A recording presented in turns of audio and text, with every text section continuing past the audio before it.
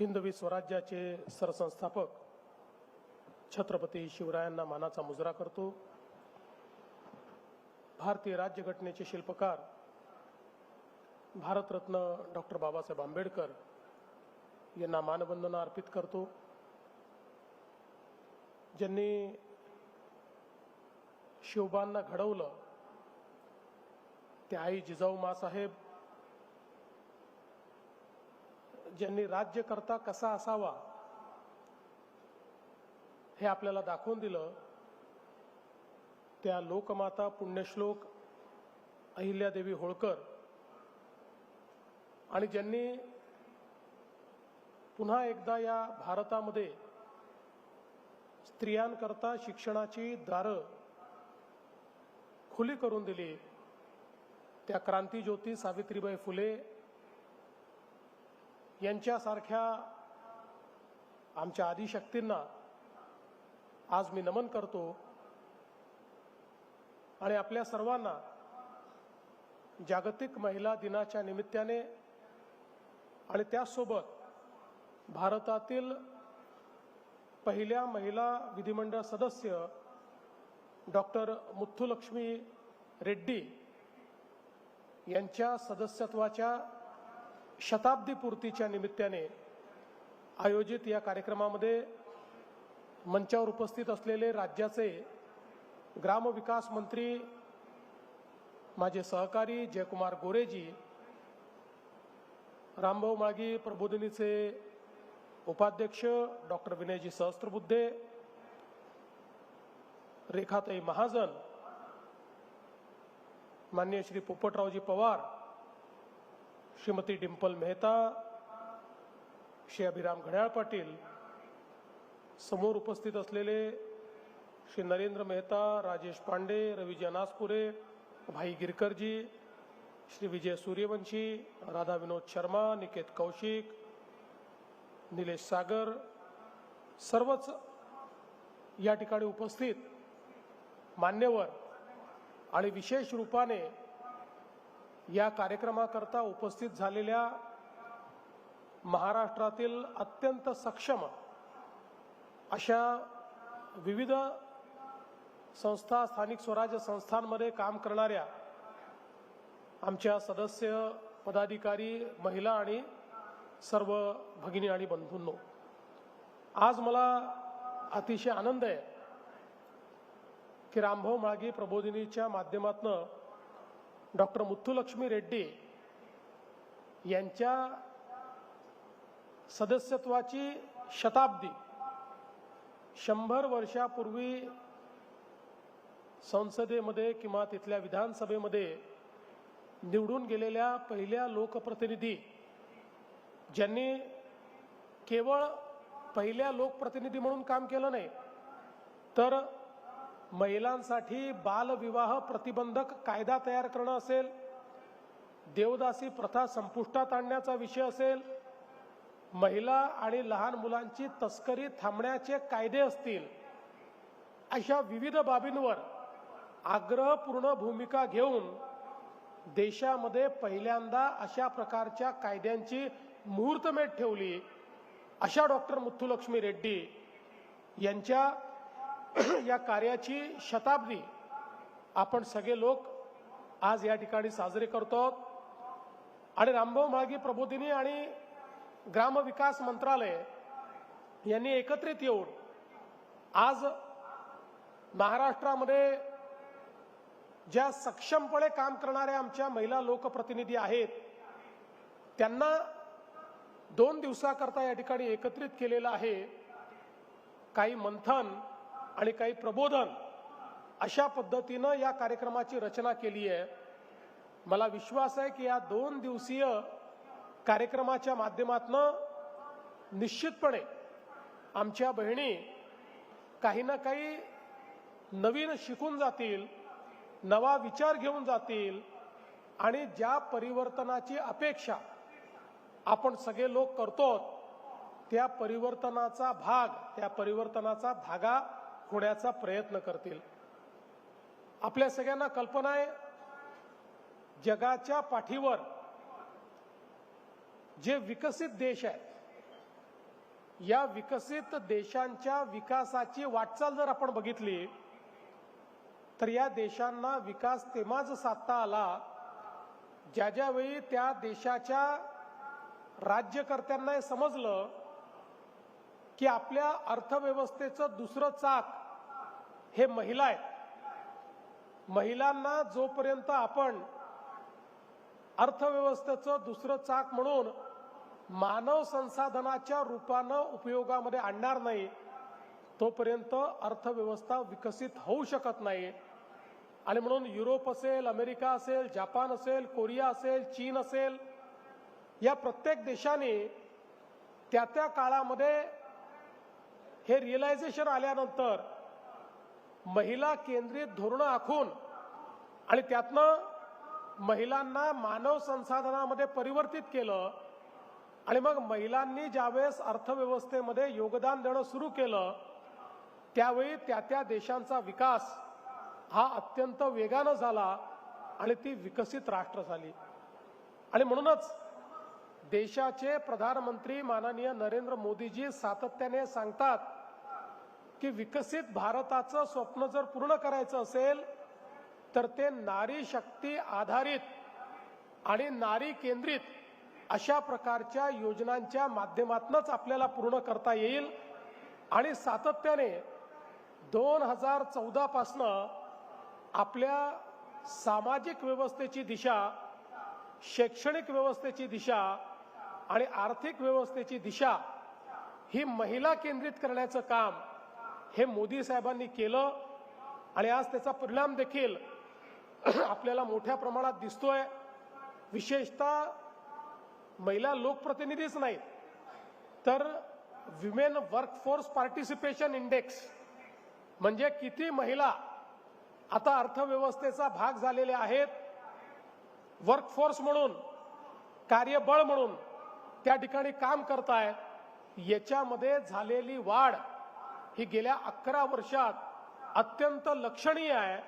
आणि म्हणूनच कदाचित मोदीजींना हे सत्य लक्षात आल्यामुळेच 2014 साली ज्या भारताची अर्थव्यवस्था जगामध्ये 11वी होती, मात्र 10 वर्षामध्ये तो जगातली 4थी अर्थव्यवस्था झाला आणि लवकरच जगातली 3री अर्थव्यवस्था होतोय।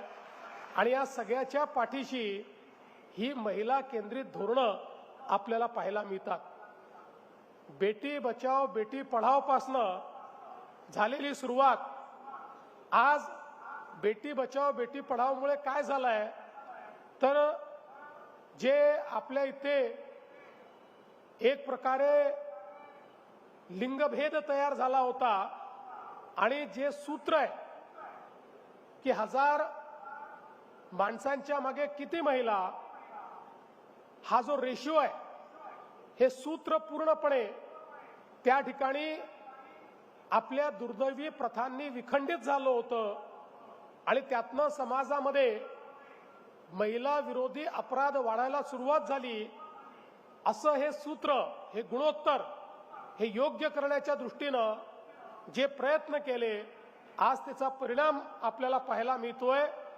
आणि जगातल्या उत्तम गुणोत्तर असलेल्या देशांमध्ये आज भारत पोचलेला आहे। त्यातली ही जी काही योजना होती बेटी बचाओ बेटी पढाओ त्या योजनेचा परिणाम आपल्याला पाहायला मिळतो। बेटी बचाओ बेटी पढाओ पासून सुरू झालेला हा प्रवास आता लखपती दीदी पर्यंत आलेला आहे। आज आपण बघा, मोदीजींनी प्रधानमंत्री आवास योजना आणली, मोदीजींनी शौचालयाची योजना आणली, मोदीजींनी हर घर जल योजना आणली, मोदीजींनी हर घर गॅस योजना आणली, हर घर बिजली योजना आणली। या प्रत्येक योजनेचा केंद्रबिंदू कोण आहे? या प्रत्येक योजनेचा केंद्रबिंदू महिला आहेत। याचं कारण या गोष्टी नसण्यामुळे सर्वाधिक त्रास जर कोणी सहन करत होतं तर त्या माझ्या माता भगिनी सहन करत होत्या। त्यांचं जीवनमान उंचवण्याचं काम हे मोदीजींनी या देशामध्ये केलेलं आपण बघितलं। आणि आता तर 2029 लोकसभेच्या ज्या निवडणुका होतील त्याही या देशामध्ये एक नवीन क्रांती आणणार आहेत. देशाच्या लोकसभेत पहिल्यांदा 33% महिला खासदार म्हणून निवडून जाणार आहेत. हे याकरता महत्वाचं आहे. स्थानिक स्वराज्य संस्थेमध्ये तर महिलांचं आरक्षण झालं, पण आजही विधानसभांमध्ये आणि लोकसभेमध्ये आपण जर बघितलं तर महिलांचं पार्टिसिपेशन हे कमी आहे, त्यांचं प्रतिनिधित्व हे कमी आहे. पण मला विश्वास आहे की 2029 नंतर या देशाची वाटचाल ही महिला केंद्रित लोकशाहीकडे जाणार आहे, हे मात्र मला निश्चितपणे दिसतं आहे. आपण बघा, ज्याचा उल्लेख या ठिकाणी विनयजींनी केला किंवा गोरे साहेबांनी केला, मलाही आठवतं या देशामध्ये जेव्हा पहिल्यांदा स्थानिक स्वराज्य संस्थांमध्ये महिलांना आरक्षण देण्यात आलं, त्याची पहिली निवडणूक ही महानगरपालिका जिल्हा परिषदांची 1992ची निवडणूक होती. आणि मी देखील पहिल्यांदा 1992 साली नगरसेवक म्हणून निवडून आलो. आणि मला आजही आठवतं की त्यावेळी ज्या भगिनी आमच्याकडे सोबत निवडून आल्या होत्या, विनयजी, 90% भगिनी अशा होत्या 92 साली की ज्यांचे पतीच काम करायचे. त्या महिला त्या ठिकाणी सहीपुरतं मर्यादित होत्या, उपस्थितीपुरतं मर्यादित होत्या. पण 1997 साल उजाडलं, मी पुन्हा निवडून आलो, महापौर झालो. 5 वर्षात चित्र बदललं होतं आणि 5 वर्षामध्ये ही संख्या थेट 50-60% अशी पोचली होती की 50-60% सक्षम महिला निवडून आल्या होत्या, ज्या पतीकडे पाहून नाही तर स्वतः निर्णय करायच्या, ज्या स्वतः सर्व काम त्या ठिकाणी करायच्या. आणि त्यानंतर मी सातत्याने 2002, 2007 हे बघायला लागलो. आज मला महानगरपालिकांमध्ये तर ही परिस्थिती पाहायला मिळते की 90-95% महिला या सक्षमतेनं स्वतःच्या भरोशावर काम करतात. जिल्हा परिषदांमध्ये देखील जवळपास 70-80% महिला या स्वतःच्या भरोशावर निवडून येतात, स्वतःच्या भरोशावर कामकाज करतात. अजूनही ग्रामपंचायतीमध्ये आमच्या ज्या सरपंच महिला आहेत त्यांच्यात ही संख्या 60-65% आहे. पण मला विश्वास आहे की ती दरवेळेस वाढते आणि येत्या काही काळामध्ये आपल्याला सरपंच पती हे पद पूर्णपणे त्याचं उच्चाटन झालेलं पाहायला मिळेल. आणि कोणी आपल्याला सांगताना दिसणार नाही की मी सरपंच पती आहे. अनेक तर पती असे महाभाग आहेत, मी सरपंच आहे म्हणून सांगतात. आम्ही त्यांचं स्वागत केल्यानंतर कळतं की त्यांची बायको सरपंच आहे, ते नाहीच आहे. पण मला असं वाटतं की ही जी काही एक ट्रान्झिशन आहे, या ट्रान्झिशनचं अर्थ काय आहे? अनेक वेळा तुम्हाला जमणार नाही असं आपण सांगून देतो आणि जबाबदारी देत नाही. पण जबाबदारी दिली तरच परिवर्तन घडतं, हे या महिला आरक्षणाने दाखवून दिलं आहे. आणि मला तर अतिशय आनंद आहे की आमच्या नागपूर महानगरपालिकेत आम्ही यावेळी महिला राज केलाय. महापौर महिला, उपमहापौर महिला, स्थायी समिती अध्यक्ष महिला आणि सर्व समित्यांच्या अध्यक्ष देखील महिला, असा महिला राज हे पूर्णपणे आमच्या महानगरपालिकेत आज पाहायला मिळतं. आणि आता 50% आरक्षणामुळे सगळ्या महानगरपालिकांमध्ये पुरुष सदस्य अल्पसंख्याक झाले आहेत. कारण 50% आरक्षणाच्या वॉर्डात तर महिला निवडून येतातच, पण अनेक महिला सर्वसाधारण जे वॉर्ड आहेत त्या वॉर्डातनं देखील पुरुषांना हरवून निवडून येतात. त्यामुळे आपण जर बघितलं तर जवळपास सगळ्या स्थानिक स्वराज्य संस्थांमध्ये 55%, 56%, काही ठिकाणी तर 60% आज महिला लोकप्रतिनिधी आपल्याला पाहायला मिळतात, ज्या अत्यंत सक्षमपणे त्या ठिकाणी काम करतात. मला या निमित्ताने हे सांगावंसं वाटतं की शेवटी कोणीही नेतृत्व गुण घेऊन जन्माला येत नाही. असे फार कमी लोक असतात बोटावर मोजण्या इतके की जे कदाचित आईच्या पोटातनच नेतृत्व गुण घेऊन येतात, पण सामान्यतः 90-95% लोकांना संधी द्यावी लागते. ती संधी त्यांच्यातले नेतृत्व गुण तयार करते. ती संधी त्यांना एक अशा प्रकारचं व्यासपीठ देते की ज्यातनं त्यांचं नेतृत्व तयार होतं. आणि म्हणून सगळ्यात महत्वाचं जर काही असेल तर ही संधी मिळणं हे अत्यंत महत्वाचं आहे. आज आपण उमेदच्या संदर्भात या ठिकाणी बोललो. महिला बचत गटांचं जे काही कार्य आपल्या महाराष्ट्रात सुरू झालं आणि आज जवळपास कमी अधिक प्रमाणात 2-2.5 कोटी आमच्या महिला या बचत गटांशी जुडलेल्या आहेत आणि त्यातल्या 90% ऍक्टिव्हली जुडलेल्या आहेत आणि कुठल्या तरी व्यवसायाशी त्या संलग्न होत आहेत. सगळ्यात महत्वाची गोष्ट आम्ही नेहमी अशी सांगतो की आम्ही खूप वेगवेगळे कार्यक्रम चालवतो. जवळपास 25 एक आमची महामंडळ आहेत. या सगळ्या महामंडळातून आम्ही कर्ज देतो. लाभार्थी कर्ज घेतात, कुठला तरी व्यवसाय करतात आणि मग त्यातलं कर्ज ते परत करतात. पण जवळपास या सगळ्या महामंडळांमध्ये कर्ज परत येण्याची जी काही क्षमता आहे, प्रोसेस आहे किंवा जे काही कर्ज परत येतं, साधारणपणे 50% लोक कर्ज परत करतात, 50% डिफॉल्टर होतात. पण महिला आधारित जेवढी कर्ज आम्ही देतो 99.99% कर्ज परत येतं. 100%च येतं असं मी म्हटलं तरी खोटं होणार नाही. कधीही महिला कर्ज घेऊन कर्ज बुडवलं आहे असं आम्हाला लक्षात आलं नाही. कर्ज घेतल्यानंतर चांगल्या महत्वाच्या ज्या गोष्टी करता ते घेतलेलं आहे त्या गोष्टी करतात. पुरुषांना कर्ज दिलं तर अनेक वेळा आमच्या लक्षात येतं की कर्ज तर घेतलं एका व्यवसाय करता, गाडी घेतो म्हणून, आणि त्यातनं घरचं लग्नच करून टाकलं, अजूनच काही दुसरं करून टाकलं, गाडी ती आलीच नाही. पण महिलांच्या बाबतीत असं कधी आढळत नाही. उलट त्याच्यावर सक्षमतेनं 2 पैसे कसे वाचवता येतील अशा प्रकारचा प्रयत्न आमच्या महिला करतात. आणि म्हणूनच आज आपण बघा, केवळ 1.5 वर्षाच्या कालावधीत महाराष्ट्रामध्ये जवळपास 37 लाख आमच्या भगिनी या लखपती दिदी झाल्या आहेत. आणि आता या वर्षी 50 लाख भगिनींना लखपती दिदी करण्याचा आपण या ठिकाणी उद्दिष्ट ठेवलंय. लखपती दिदी म्हणजे एकदा ₹1,00,000 धंदा केला असं नाही.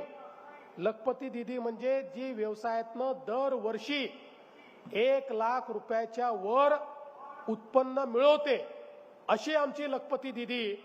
आणि आमचा प्रयत्न आहे की आपल्या राज्यामध्ये 1 कोटी महिलांना आपल्याला लखपती दिदी बनवायचं आहे. आणि यामध्ये महिला जनप्रतिनिधी ज्या आहेत त्यांची भूमिका ही सगळ्यात महत्वाची आहे. त्यांनी जर पुढाकार घेतला तर अत्यंत वेगानं हे काम आपण पूर्ण करू शकतो. आणि त्या दृष्टीने आज आपल्याला माहिती आहे, मगाशी गोरे साहेबांनी उल्लेख केला की आपण लाडकी बहीण योजना सुरू केली. आता आपला एक प्रयत्न सुरू केलाय आपण की शासनाच्या विविध योजनांशी लाडकी बहीण योजना जोडायची. आणि पहिला प्रयत्न म्हणून आपण मुंबई बँकेच्या वतीनं आमच्या 6-6.5 हजार महिलांना राज्याच्या योजनेचा लाभ देण्याकरता बिनव्याजी आपण कर्ज त्यांना उपलब्ध करून दिलं. आणि त्या महिलांनी सांगितलं गॅरंटी कुठली नाही. गॅरंटी काय तर आमचे जे काही लाडकी बहीणचे पैसे आहेत ते पैसे कर्जाच्या हप्त्यापोटी आम्ही त्या ठिकाणी भरू. अशा पद्धतीनं आपण ज्यावेळी योजना तयार केली तर बिनव्याजी कर्ज मिळून आज जवळपास 6-6.5 हजार आमच्या महिला या नुसत्या लाडक्या बहिणीचे पैसे घेत नाहीत, तर त्यातनं आता त्या उद्योजिका झाल्या आहेत. आणि आता याच धर्तीवर आमच्या सगळ्या लाडक्या बहिणींना आम्हाला जी काही आर्थिक गुंतवणूक आणि खर्च या संदर्भातलं प्रशिक्षण द्यायचं आहे. आणि ते प्रशिक्षण देऊन त्यांना केवळ 1,500 रुपयावर न ठेवता त्यांना उद्योजिका बनवून त्यांच्या माध्यमातून मोठ्या प्रमाणात आपल्या अर्थव्यवस्थेत भर देखील घालायचा आहे। उमेद मॉल ही अतिशय उत्तम संकल्पना आहे। एक प्रकारे हा मॉल आमच्या महिलांकरता 12ही महिने बाजारपेठ म्हणून काम करेल आणि निश्चितपणे त्यातनं गुणवत्ता वाढवण्याकरता आणि जे आमचे ग्राहक आहेत त्या ग्राहकांना स्वस्त पण गुणवत्तापूर्ण गोष्टी देण्याकरता हा मॉल वेगवेगळ्या मोठ्या मोठ्या कंपन्यांच्या मॉलला देखील मागे टाकेल हे भाकीत आज या ठिकाणी मी करतोय आणि मला त्याचा विश्वास आहे। आणि म्हणून आज मला अतिशय आनंद आहे की नारी शक्तीचा संगम आपण या ठिकाणी केलेला आहे। राज्य सरकार तर सातत्याने मोदीजींनी सांगितल्याप्रमाणे आमच्या मुलींकरता संपूर्ण उच्च शिक्षण मोफत करण्याचा विषय असेल, आमच्या भगिनींकरता त्या ठिकाणी आपल्या एसटी मध्ये 50% तिकिटामध्ये प्रवास असेल, इथपासनं तर आता स्टार्टअप इकोसिस्टीम मध्ये मला सांगताना आनंद वाटतो की महिलांचा सहभाग आपण वाढवलेला आहे आणि जवळपास महाराष्ट्र देशामध्ये आज स्टार्टअप मध्ये पहिल्या क्रमांकावर आहे आणि त्यातही 45% स्टार्टअप्स हे महिला केंद्रित किंवा महिलांनी सुरू केलेले अशा प्रकारचे स्टार्टअप्स आज महाराष्ट्रामध्ये आहेत आणि त्या माध्यमातून एक नवीन क्षेत्र देखील आमच्या महिला त्या ठिकाणी पादक्रांत करताना आपल्याला पाहायला मिळतात। वेगवेगळ्या क्षेत्रांमध्ये महिलांची सहभागिता वाढावे असा आपला प्रयत्न आहे आणि त्या दृष्टीने मला असं वाटतं की नारी शक्ती संगम हा जो काही आपली ग्रामीण महिला नेतृत्व परिषद आहे, या परिषदेच्या माध्यमातून येत्या काळामध्ये आमच्या ग्रामीण भागामधल्या केवळ लोकप्रतिनिधीच नाहीत तर सर्व क्षेत्रामध्ये महिलांचं सक्षम नेतृत्व तयार करण्याचा प्रयत्न हा आपण करू आणि याचा पुढाकार घेतल्याबद्दल मी आमचे ग्रामविकास मंत्री जयकुमार गोरेजी की ज्यांच्या संकल्पनेतून ग्राम विकासामध्ये आणि महिला सशक्तीकरणामध्ये अनेक नवीन योजना सुरू झाल्या, त्यांचं अभिनंदन करतो, माळगी प्रबोधिनीचं अभिनंदन करतो। आपल्या सर्वांना जागतिक महिला दिनाच्या मनापासून शुभेच्छा देतो आणि माझं बोलणं संपवतो। धन्यवाद। जय हिंद, जय महाराष्ट्र।